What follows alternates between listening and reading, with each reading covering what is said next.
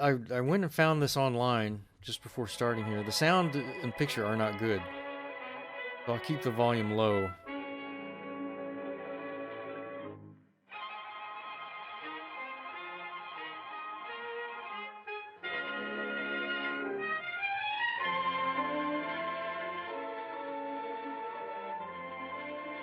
The Casper was originally just a random little story. Um,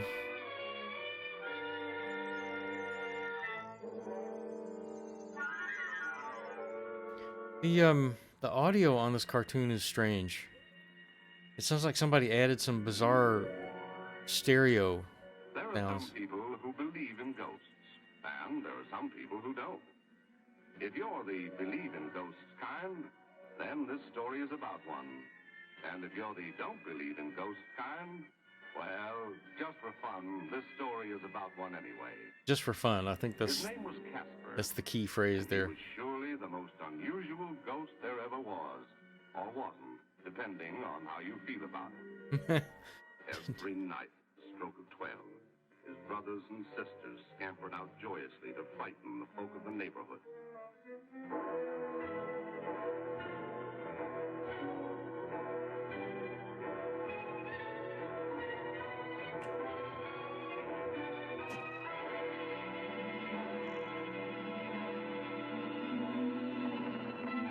That's a hell of a lot of ghosts.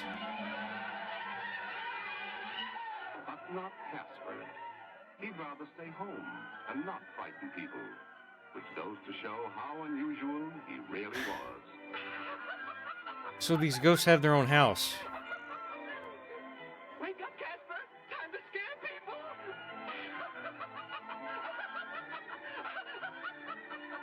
Casper just doesn't like to scare people. Yes, it sounds sort of silly, but, well, he'd just rather make friends with them.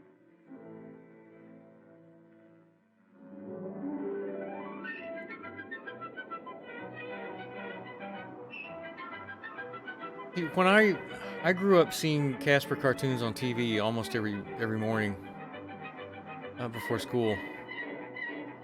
And yeah, Mike is asking, so all of Casper's friends perished in an asylum. Yeah, I guess it's not so much their house as it is an abandoned asylum.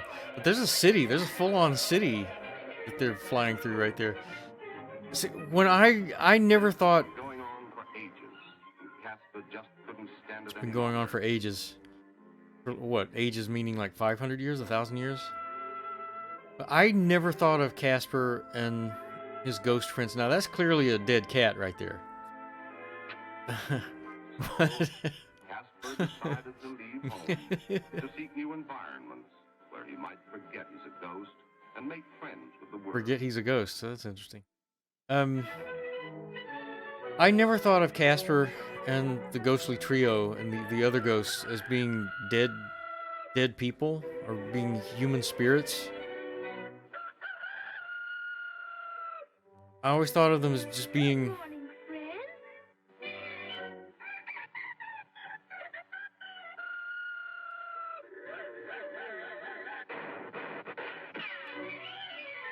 I always thought of them as being like a separate like a different kind of entity all their own, just like Halloween monsters is what I always thought of. Like these ghosts that are basically just floating bed sheets. I'd never thought of those as people. Just like Halloween monsters. Like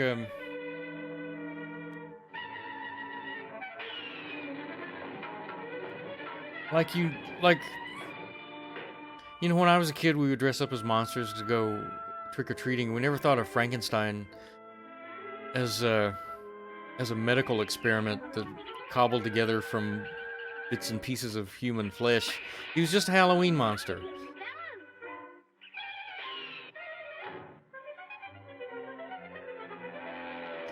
And the same with Dracula. You never stopped to. We would never stop to think that vampires used to be people. That's how. That's what I think. That's how I view Casper. I still view him that way.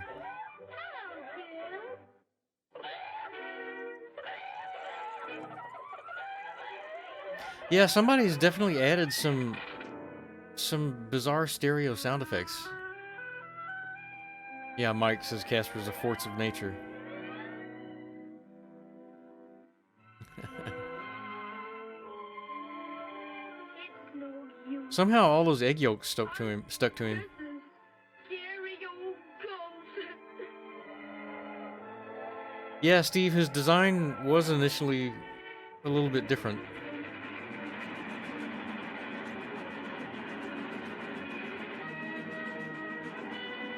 What? Is he gonna lay down on the tracks? I didn't remember that part.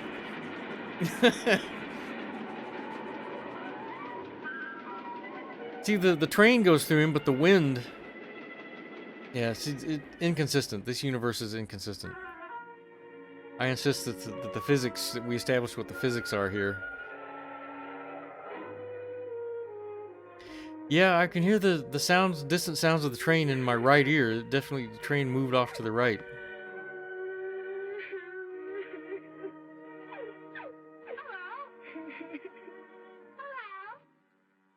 This is a terrible transfer. I didn't find anything better. Hello. I doubt that there's anybody My name is Yanni. What's yours? making any efforts to My name is preserve and restore the Casper cartoons. Casper. Do you want to play with us? You mean it? You mean me? You wanna play with me? The one thing I did think when I was a kid was that at the end of every Casper cartoon, whoever it was, whatever child it was that he was trying to make friends with, he succeeded. He succeeded in convincing them and their parents that he was friendly and not dangerous. But then by the beginning of the next Casper cartoon, he was an outcast again. So something would happen between each cartoon.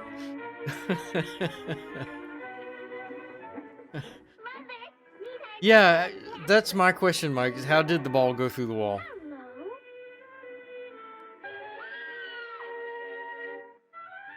Somebody get that ghost out of here! Don't you come near us! Just go on home! You go on where you belong!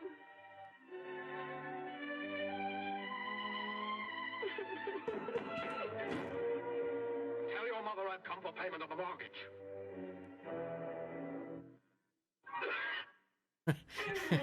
That was actually a good take. A ghost! The house is haunted! Keep the mortgage! Okay, so Casper is speaking to everybody here. I'll never be nothing but a scary old ghost without any friends.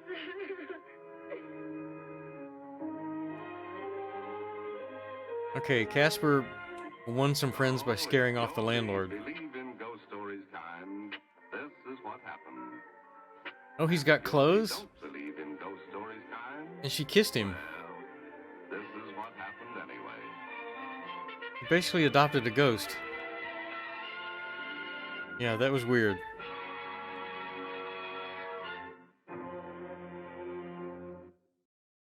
Okay, yeah, that was bizarre. That was a more bizarre ending than I remembered.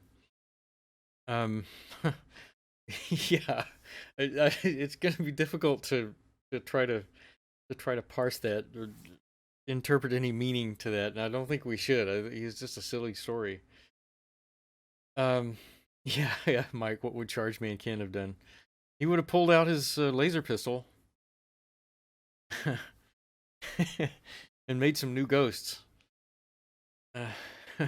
If we want to think of ghosts as being human spirits, it's like in the Ghostbusters movie from 1984, all those ghosts that they were trapping with their with their equipment, those were monsters. Those weren't people.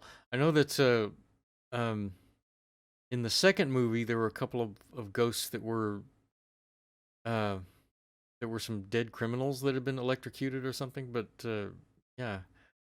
But before that, everything they were trapping were just monsters from other dimensions. Yeah, Mike. Yeah, and where are all the caveman ghosts? Yeah.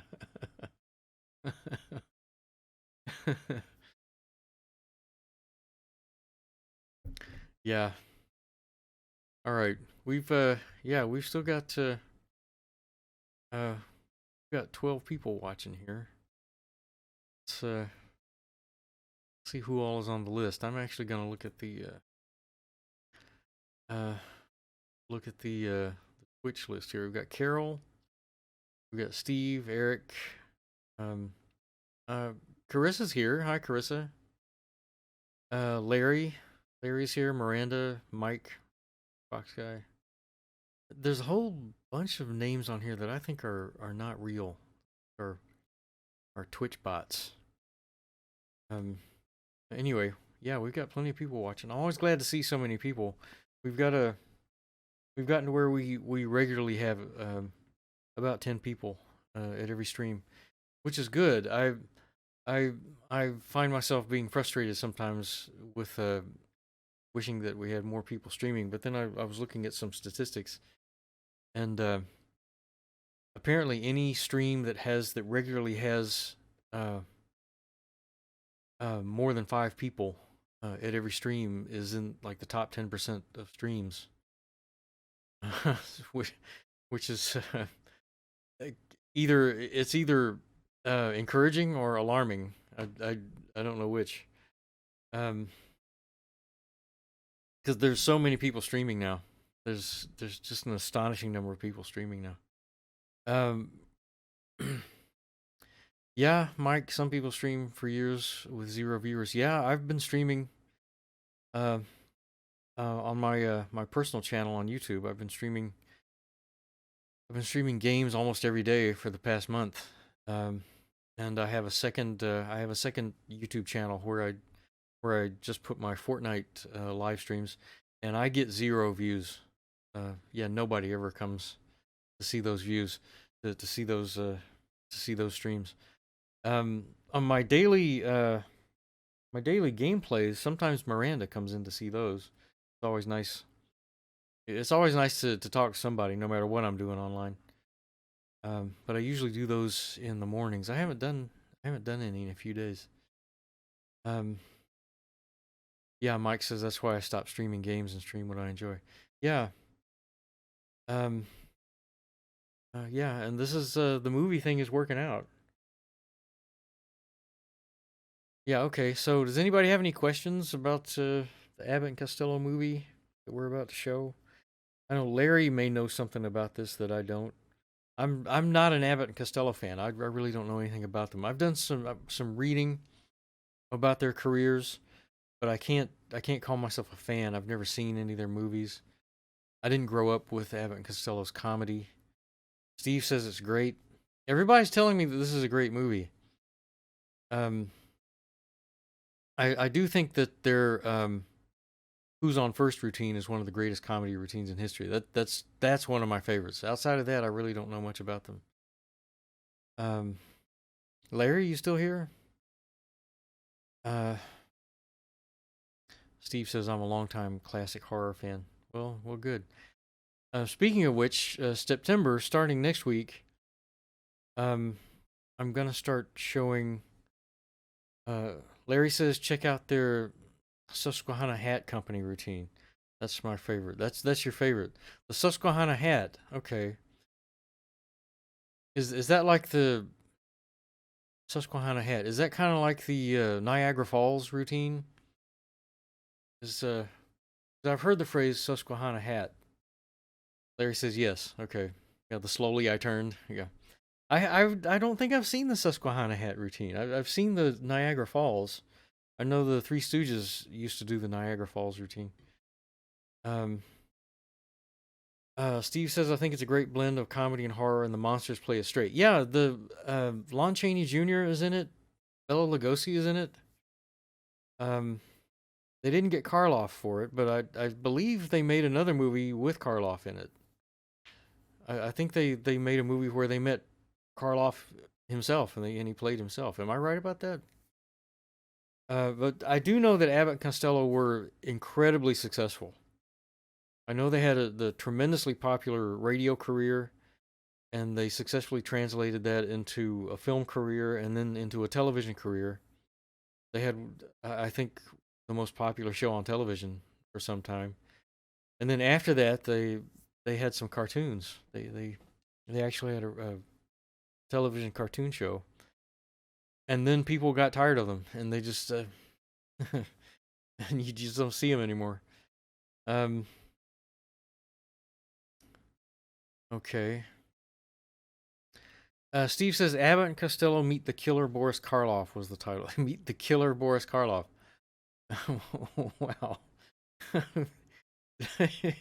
Did they do did they do more monster movies? Did they do a Wolfman movie and a Mummy movie? Um, I seem to remember that they did. He says that was really the title. Eric says I think Lou got tired of Bud. They did the Mummy and the Invisible Man. Right, the Invisible Man. Yeah, I know, Eric. I know that the two of them um had personal problems with each other. That's one of the things that I did not like about them. I always felt that um I there was a real hostility between the two, even on screen, that I never liked. Invisible Man, Dr. Jekyll and Mr. Hyde, and the Mummy. Okay, all right. So they were part of that whole. Mike says I have a movie called Bela Lugosi Meets a Brooklyn Gorilla. I've heard of that one. Yeah, I've heard of that. A gorilla movie. You know, maybe I should do a marathon of bad gorilla movies. We've been talking about escaped gorillas so much. I can include that ISIS episode. Yeah, because I have ideas about. Yeah, Mike says, "Oh my God, that has happened." So Karloff was in the Mr. Hyde movie. That's funny. Um, so it looks like in the late 40s and 50s, it looks like Abbott and Costello were part of the whole um the whole rise of Halloween as a children's tradition. Because Halloween was not always a thing. It's a relatively new phenomenon, and it looks to me from what you are telling me, it looks to me like they were uh, part of that revival of horror films uh, that contributed to what we think of as Halloween. Um, 'Cause, yeah, when I was a kid, there were certain icons that everyone put up as decorations for Halloween. There was the Karloff Frankenstein, the Lugosi Dracula, the Wolfman. That's yeah, that's interesting. I may have to see more of those. Okay, so an idea for a marathon would be bad gorilla movies. Because I already have ideas about another 12-hour marathon for in a few months. I want to do those maybe 3 times a year. I've already been setting aside ideas about movies for a bad movie marathon. I was talking to Mike about um, the Superbug movies, those European Herbie the Love Bug ripoff movies. Terrible, terrible movies. Um, Karloff was on Broadway when this was made. Oh, he had a Broadway show? What was he doing on Broadway? Was it like a one-man show? I know he had that TV show called Thriller. It was kind of a Twilight Zone. Arsenic and Old Lace. Okay. Wow, Karloff on stage in Arsenic and Old Lace. That must have been great. that, that must have been great. Uh, he played a killer who looked like Boris Karloff. Okay. Well, it's convenient that he looked like Boris Karloff.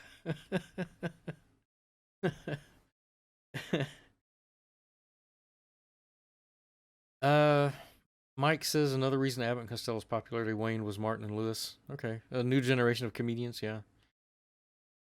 Steve says he did that for almost 2 years. Wow, played himself for 2 years. Great, that's great. Karloff was. He seems like he was a smart guy. He seems to have taken advantage of, successfully taken advantage of his popularity for decade after decade, doing new stuff. Of course, my generation would know his voice best as the narrator of How the Grinch Stole Christmas. So yeah, he just kept doing it for generation after generation. Uh, all right. What was I gonna say about? Okay, starting next week, and let me see if I can find this. Starting next week, I'm gonna start for September. I already have movies planned out for September. Gonna be showing. Let's see. We're gonna be showing. Uh, I'm gonna call it Horror Fail Month, and every Saturday in um September, I'm gonna show a bad attempt at a horror movie. Do I have these on my desktop? Did I copy these over to the desktop? Doesn't look like I did. Yeah. I thought I showed these the other night. Well, anyway. Yeah, September will be horror fail month. Um Steve says he was unknown until he was in his early 40s. So he was already in his 40s in 1931. That's amazing. Uh and at one point Abbott and Costello were highest paid actors in Hollywood. I believe it. Karloff was a saint, says Mike. Apparently, he would dress as Santa Claus for every year, hand out presents to children. Oh, yeah, that's nice. Wow. They had no idea that Frankenstein was under that beard.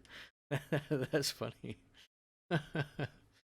um, yeah, that's funny. But here's Larry says he has Abbott and Costello's autograph. That sounds like something you would have, Larry. Yeah, I believe that. So, oh, your father got them when he was a teenager. Wow.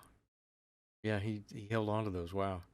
Okay, for September, starting next week, I'm going to show bad horror movies every week. The first one is going to be Dementia 13. It's the first movie directed by Francis Ford Coppola. He did it for Roger Corman. I've never seen it. Mike says it's actually a good movie. But anyway, we're going to watch bad horror movies. One of the movies that I'm going to show this month will be in 3D. So everybody needs to get their 3D glasses. The red and blue glasses. I'll figure out how to show it. I've got it on a Blu-ray, and I don't have a way of playing a Blu-ray right now, but I'll figure it out. And then the final movie of September will be Manos: The Hands of Fate. Manos: The Hands of Fate. I'll be showing that again. It's been months since I've shown that. And Jackie Naiman will be here. She'll be sitting in on the movie, co-hosting it with me. So that'll be fun for those of you who have not seen Manos. And but here's what I'm going to be doing for October for actual horror month. Or here's a preview of it anyway. There will be a double feature every Saturday. There are 5 Saturdays in October. Yeah, Mr. Fox Guy says, did Coppola do any more movies after that? No, he was an unknown, a total failure. Started and ended with Roger Corman. No, of course not. Of course I'm lying. There'll be 5 Saturdays. Yeah, one and done, like Spielberg. Yeah. 5 Saturdays in October. Here's 4 of the Saturdays I'm going to show. There will be double features every Saturday. I'll start them at 6 p.m. Pacific. To give us plenty of time to go long on these things. First weekend will be Phantom of the Opera and Dracula. And I'll be showing the Spanish version of Dracula. Everybody's telling me that's the superior version, and I'm looking forward to it. Then the second Saturday will be a Karloff double feature, Frankenstein and the Mummy. After that, King Kong and the Invisible Man. Then Bride of Frankenstein and the Wolf Man. Yeah, nobody sings in the Phantom. This is the silent version. But it's 2 full hours long. It's 2 full hours long. And I'm going to have co-hosts for every movie. Mike is going to be co-hosting Invisible Man with me. And Captain Slinky is going to be co-hosting Frankenstein. And I have people lined up for almost every movie. Our friend Angela, Morbid Heart Designs, will be co-hosting Dracula with me. And I believe I have someone lined up for Bride of Frankenstein. I've got someone lined up for Wolfman. And the fifth weekend I don't have shown here. I have the graphic finished. This is a preliminary version that I'm showing here, but I have a finished graphic for that. The final weekend I'll tell you all about later as it's coming up. I was discovering that there are plenty of famous monster horror movies to easily put together 10 of them and still not have room for others. All right, let's get on with the movies. Yeah, Mike says when you really think about all these movies, how many of them are really evil villains? Well, most of them.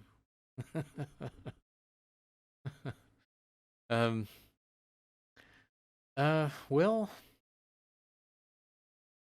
yeah, the Phantom was pretty evil. Dracula was evil. Frankenstein, I guess you could argue that he isn't. The Invisible Man was evil, yeah. And so was the Mummy. So yeah, you're dealing with evil in a lot of ways. Bride, not really. Yeah, she's hardly even on screen. But I feel like Bride of Frankenstein is a better movie than the first Frankenstein, and people are telling me that there was a third movie with Karloff called Son of Frankenstein that I've never seen, and they're telling me that that it's very similar to Bride of Frankenstein. Okay, let's get into the movie theater and start this thing. It's 7:30, and keep in mind I've never seen this. I'm seeing this for the first time.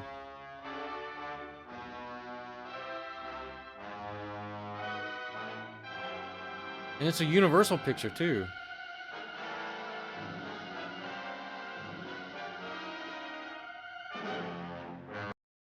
Universal have blocked the rest of this episode from YouTube. You can see this complete episode uncensored on our Twitch channel. There is a link in the description below.